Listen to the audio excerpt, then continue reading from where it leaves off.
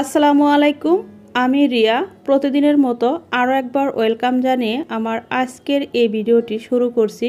আশা করছি যে যেখান থেকে আমার আজকের এই ভিডিওটি দেখছেন সবাই অনেক বেশি ভালো আছেন, সুস্থ আছেন। তো আজকে খুবই উপকারী একটি ভিডিও আপনাদের মাঝে শেয়ার করতে যাচ্ছি। মজাদার সবজির মধ্যে ফুলকপি কিন্তু আমরা সবাই পছন্দ করি। ফুলকপি সারা বছর পাওয়া যায় না, এই সবজিটা শীতকালে বেশি পাওয়া যায় আর এটার দামও কিন্তু খুব কম থাকে। আর যদিও অন্য সময় পাওয়া যায় তার দাম থাকে খুবই বেশি এবং স্বাদও থাকে খুবই কম। এই সবজিটা আমি কিভাবে সারা বছরের জন্য সংরক্ষণ করি স্টেপ বাই স্টেপ সকল প্রকার টিপস সহ দেখানোর চেষ্টা করব ইউনিক পদ্ধতিতে, যা ইউটিউবে কেউ কখনো আগে দেখায়নি। তো আপনারা ভিডিওটা না টেনে ফুল ভিডিওটা দেখার জন্য অনুরোধ রইল। তো আমি ফুলকপির নিচের ডাঁটাটাকে ফেলে জাস্ট এখানে একটা স্ট্যান্ড বসিয়ে চুলায় কয়েক সেকেন্ডের জন্য রেখে দিয়ে চুলাটা অফ করে দিব। তাহলে দেখা যাবে এর মধ্যে যদি পোকা থাকে সেই পোকাটা খুব দ্রুত বের হয়ে যাবে।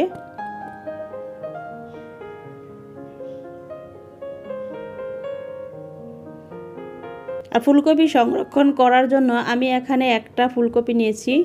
আপনারা চাইলে বেশি পরিমাণ নিয়ে একই পদ্ধতিতে সংরক্ষণ করতে পারবেন।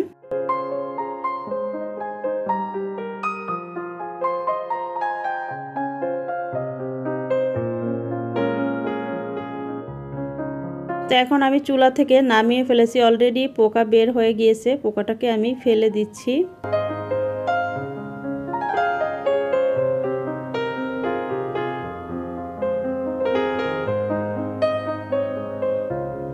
তো আমি আমার পছন্দ মতো ফুলকপিটা টুকরো করে নিচ্ছি। আপনারা চাইলে বড় ছোট আপনাদের নিজেদের পছন্দ অনুযায়ী ফুলকপির টুকরো করে নেবেন। তো এখানে ফুলকপির মধ্যে কালো দেখে ভয় পাওয়ার কিছু নেই। এটা যখন আমি পানি দিয়ে ওয়াশ করব বা ক্লিন করব তখন কিন্তু ওই কালো দাগটা একেবারে উঠে যাবে।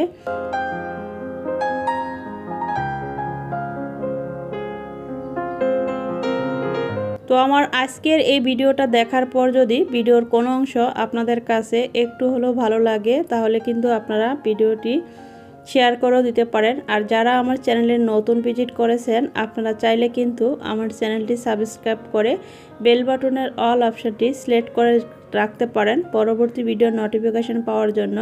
আমি চেষ্টা করি আমার সকল ভিডিওতে কিছু না কিছু শিক্ষণীয় বিষয় থাকুক, যা আমার নতুন গৃহিণী আপুদের অনেক বেশি উপকারে আসে।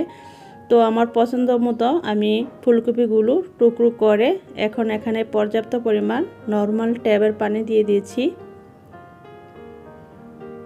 আর দিয়ে দিয়েছি ভিনেগার। এর মধ্যে যদি ভিতরে পোকাটা থাকে তাহলে কিন্তু খুব দ্রুত বের হয়ে যাবে। সব পোকা যে বের হয়ে গেছে এমন কোনো কথা নেই, চুলায় দিয়েছি হয়তোবা ভিতরে কিছু পোকা থেকে যায়, সেই পোকাটা বের হওয়ার জন্য জাস্ট আমি আধা ঘন্টার মতো রেখে দিয়েছি।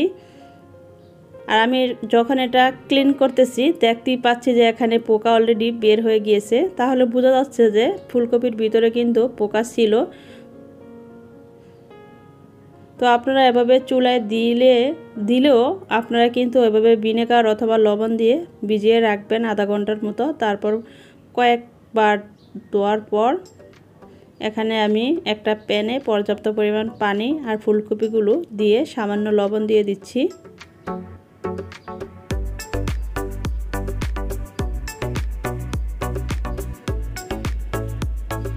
ফুলকপি সংরক্ষণ করার ক্ষেত্রে একটা জিনিস লক্ষ্য রাখতে হবে, যখন আপনারা সংরক্ষণ করবেন বেশি পরিমাণ সিদ্ধ করবেন না। এখানে 80% সিদ্ধ করে পানিটা সেকে ফেলে দিবেন।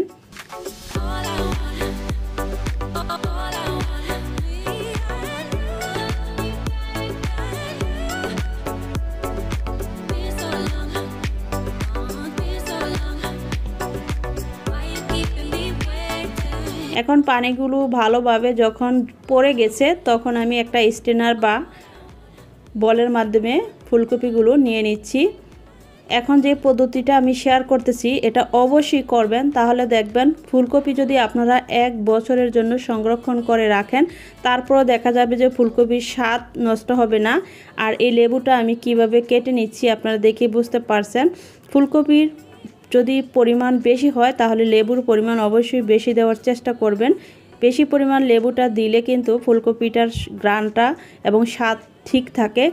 আর এটা একটা প্রিজারভেটিভ হিসেবেও কাজ করে। অনেক সময় দেখা যায় কি আমরা দীর্ঘদিন যে কোনো সবজি যখন ডিপ ফ্রিজ বা নর্মাল ফ্রিজে সংরক্ষণ করে রাখি, বিশেষ করে দেখা যায় গাজর, কাঁঠালের বিচি, ফুলকপি, বাঁধাকপিও অনেক সময় রাখা যায়। তার মধ্যে যদি এভাবে আপনারা পর্যাপ্ত পরিমাণ লেবুর রসটা মেখে রাখেন, তাহলে দেখবেন এটা যখন বের করবেন সাথে সাথে কিন্তু রান্না করতে পারবেন। আর ফ্রোজেন করা সবজি কিন্তু আপনারা যখন রান্না করবেন ফ্রোজেন অবস্থায় চুলাতে দেওয়ার চেষ্টা করবেন। অনেক সময় অনেকে বলে যে বরফটা গলে গেলে তারপর আমি ফুলকপি রান্না করব, এতে করে ফুলকপির স্বাদ কিন্তু নষ্ট হয়ে যায়।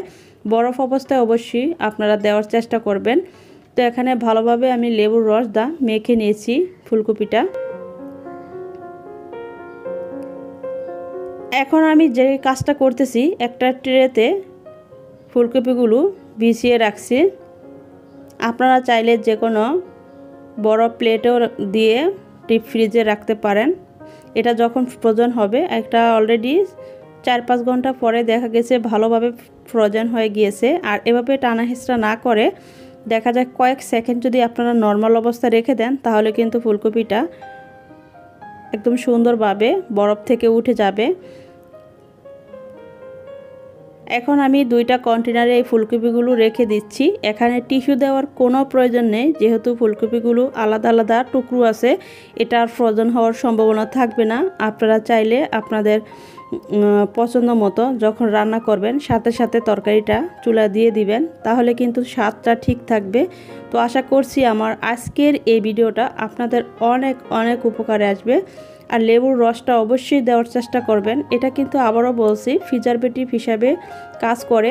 আমরা যে কোনো খাবার দীর্ঘদিন ফ্রিজে রাখার ফলে কিন্তু খাবারের অনেক সময় ব্যাকটেরিয়া জমে যায়, সেটা হোক নর্মাল অথবা ডিপ ফ্রিজ। তো যদি আপনারা লেবুর রসটা দিয়ে এভাবে ফ্রোজেন করে তারপরে বক্সে বা এখানে জিপলক বা যে কোনো ব্যাগে, পলি ব্যাগেও আপনারা ভরে ডিপ ফ্রিজে রেখে দিতে পারেন সারা বছরের জন্য। সত্যি বলছি, এই পদ্ধতিটা একবার হলো বাসায় ট্রাই করবেন। আর অবশ্যই যখন আপনারা এর কার্যকারী বুঝতে পারবেন তখনই বলবেন যে সত্যি এই পদ্ধতিটা অনেক বেশি ভালো। অনেকে আবার বলে যে ফ্রোজেন করা সবজি কিন্তু খেতে ভালো লাগে না, স্বাদ নষ্ট হয়ে যায়।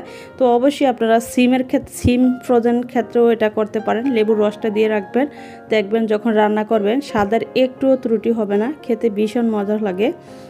আমি এভাবেই সবসময় যে কোনো সবজি ফ্রোজেন করে রাখি। তো আজকের মতো এখানেই বিদায় নিচ্ছি। সবাই অনেক বেশি ভালো থাকবেন, সুস্থ থাকবেন। আমার নেক্সট ভিডিওগুলো দেখার জন্য সবাইকে আরও একবার ওয়েলকাম জানিয়ে আসসালাম।